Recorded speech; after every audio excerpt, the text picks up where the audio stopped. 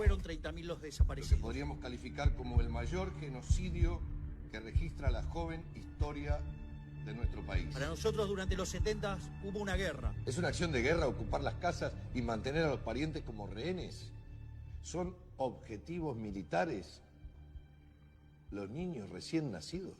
Y en esa guerra, las fuerzas del Estado cometieron excesos. ¿Se puede considerar acción de guerra el secuestro en horas de la madrugada por bandas anónimas? ¿Es una acción de guerra torturarlos y matarlos cuando no podían oponer resistencia? Pero también los terroristas de Montoneros, los terroristas del ELER, mataron gente, asesinaron gente, torturaron gente, pusieron bombas, e hicieron un desastre y también cometieron delitos de ¿Y lesa cuál fue la humanidad. respuesta luego de este golpe que se dio desde el Estado a la guerrilla subversiva? Para calificarla, señores jueces, me bastan 3 palabras: feroz, clandestina y cobarde. Además, tampoco estamos de acuerdo con los curros de los derechos humanos. Esta es nuestra oportunidad. Quizás sea la última. Señores jueces, nunca más.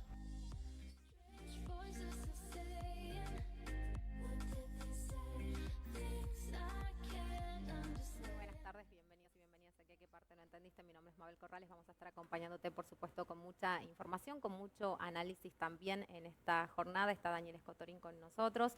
Empezábamos observando, ¿no?, un video justamente con las declaraciones, con en realidad la exposición de Javier Milei dentro de lo que fue el debate presidencial, la primera jornada del domingo pasado, hablando acerca de la última dictadura militar, ¿no? Lo que fue eso que nosotros consideramos un genocidio, no consideramos una guerra, y bueno, un poco contrapuesto con lo que fue la película argentina 1985, que relata justamente estos crímenes de lesa humanidad y la gravedad con la que actuó el Estado argentino en ese golpe militar. ¿Cómo estás, Daniel? Bienvenido. ¿Qué tal? Muy buenas tardes, ¿cómo estás vos? Bien, muy bien.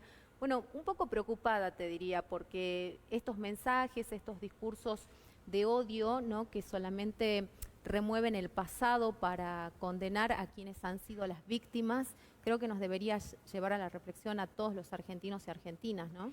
Mira, usaste una palabra que bien describe esto, la contraposición, ¿no?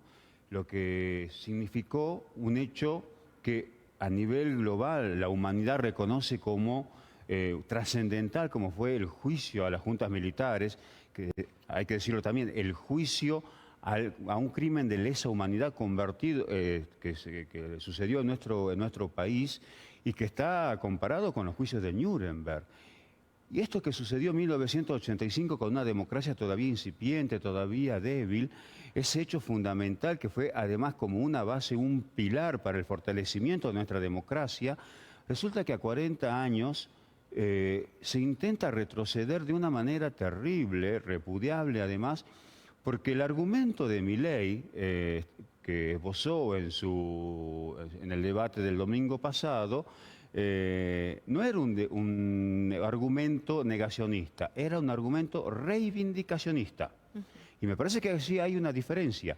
Aunque hay que decir que de una u otra manera el negacionismo lleva de alguna manera ya implícito la reivindicación de esos hechos que se intenta ocultar. Claro, él va ¿no? un paso más allá porque él dice fue una guerra.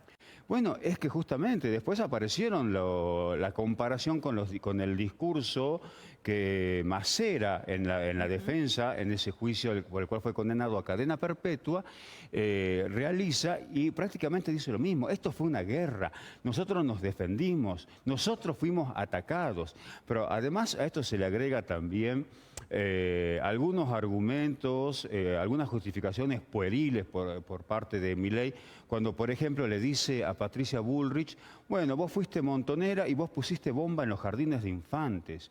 O sea, lo llevan a un nivel de absurdo, ¿no es cierto?, de banalización, porque si esto llega a calar en algún sector de la sociedad y se repite esto, que además porque es absolutamente falso, pero lleva a esta instancia de demonizar otra vez a un sector político para justificar la tortura, la muerte, la desaparición, la violación de los derechos humanos de manera sistemática, entonces ahí está el verdadero efecto y el verdadero triunfo de este sector y el retroceso en estos 40 años de democracia que además no fue solamente el juicio de la Junta, fue un andar permanente año a año en cada etapa frente a distintos momentos donde se intentó retroceder con las leyes de obediencia debida, de punto final, con los indultos, con el intento de la aplicación del 2x1 para liberar represores, digo, ¿no? Con la desaparición de Julio López.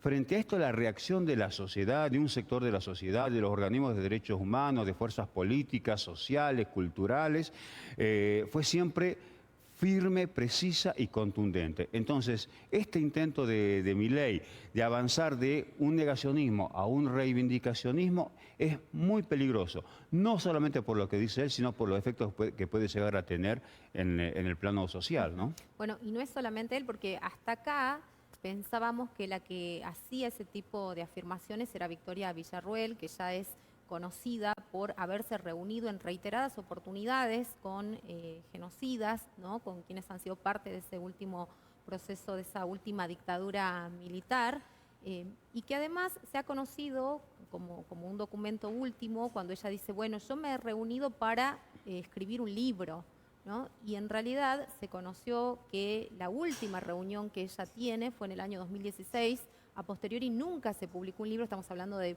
varios años atrás, es decir, que el proceso de un libro ya se podría haber terminado, digo, en 7 años, ya podría estar concluido, y esto no ocurrió, o sea que también cae por la borda, digamos, esa justificación, ¿no?, que se esgrimió en el debate de vicepresidentes. Bueno, a ver, es la candidata a vicepresidenta de Milei.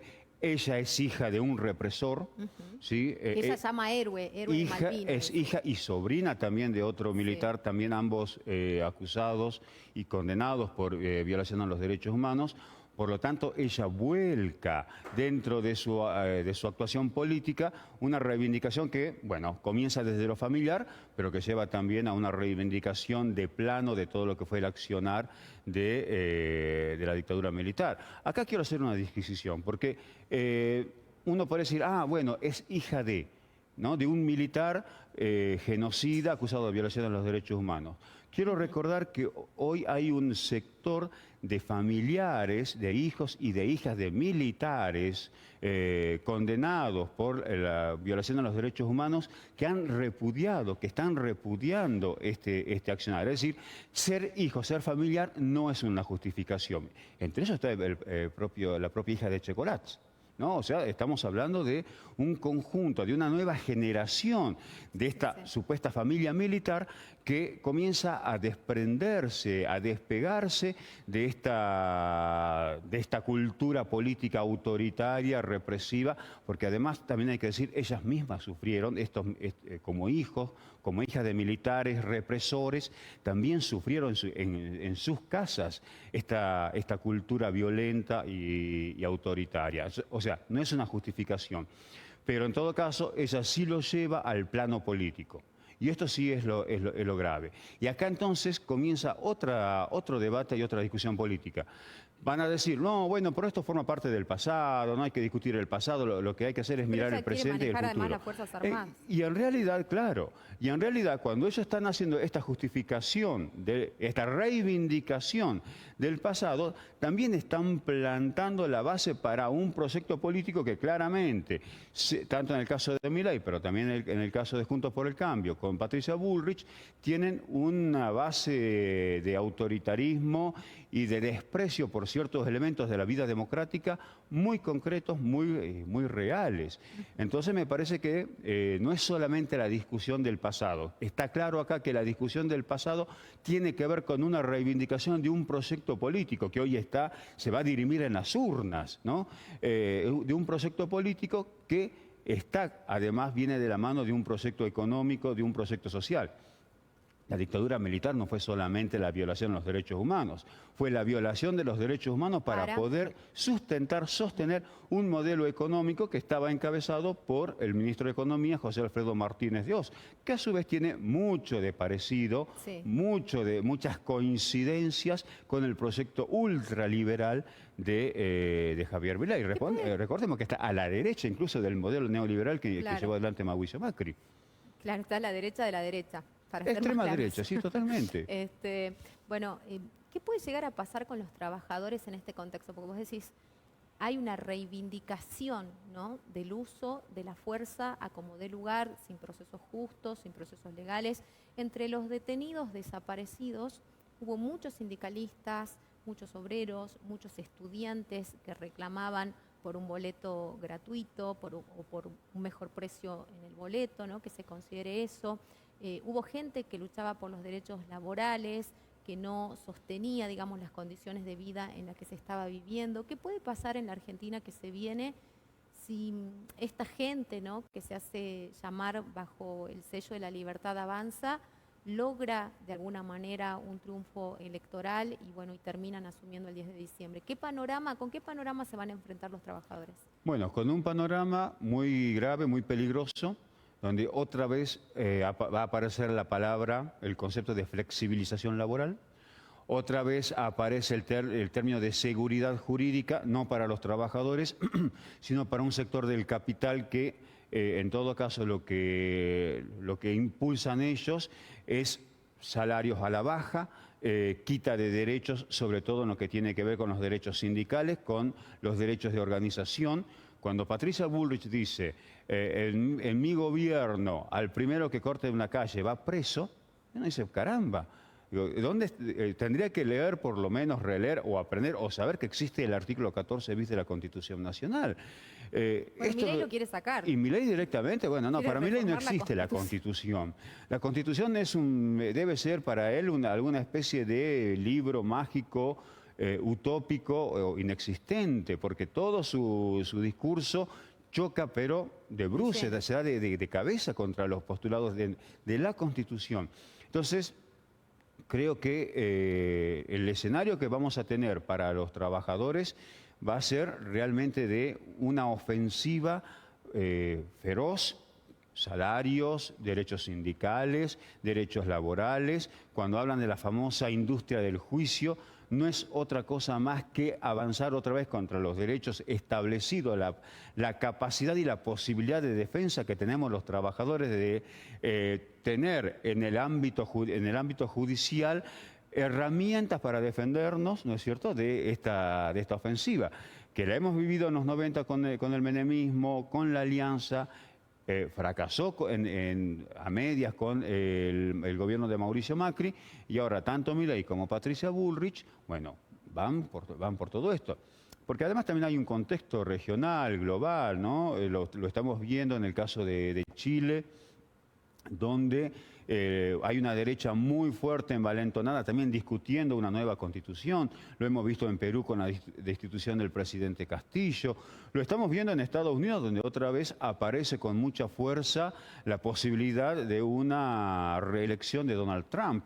Lo mismo en Europa. Entonces, estas corrientes que se van corriendo cada vez más a la derecha son las que de alguna manera van marcando, digamos, las corrientes, los principios, el sentido común que existe a nivel global dentro de una sociedad altamente polarizada, ¿no? Esto me parece que también hay que entender, y esto es lo que está hoy en discusión en este contexto electoral tan fuerte, no pensábamos que íbamos a llegar a esta instancia, pero ver que dos fuerzas políticas incluso se pelean entre ellos por ver quién se corre más a la derecha, quién promete mayor autoritarismo, mayor represión y, digamos, dejar de lado cualquier principio constitucional, como decía Patricia Bullrich. Bueno, vamos a espiar, vamos a grabar las conversaciones de los abogados con los presos. Claro, o sea, hay un desprecio total, ya no solamente por el derecho de los trabajadores, sino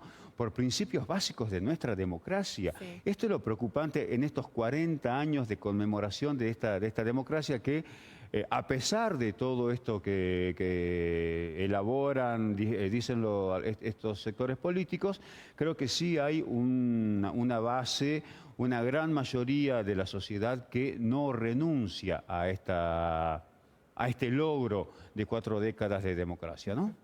Bueno, interesante poder escucharte como siempre, Daniel, y sobre todo que la gente tenga más herramientas en su hogar para poder no solamente definir su voto, ¿no?, sino también repensar algunos hechos de nuestra vida histórica reciente que ya pensábamos saldados, ¿no? Gracias. Gracias por acompañarnos, por compartir esta tarde con nosotros. Nos vamos a ir a la pausa, pero antes yo le quiero mandar un beso enorme a Keren Ámbar, que nos está mirando, que nos acompaña todos los días. Así que bueno, espero que nos sigas acompañando y que te guste efectivamente lo que estamos haciendo aquí en el programa. Pausa, ya volvemos.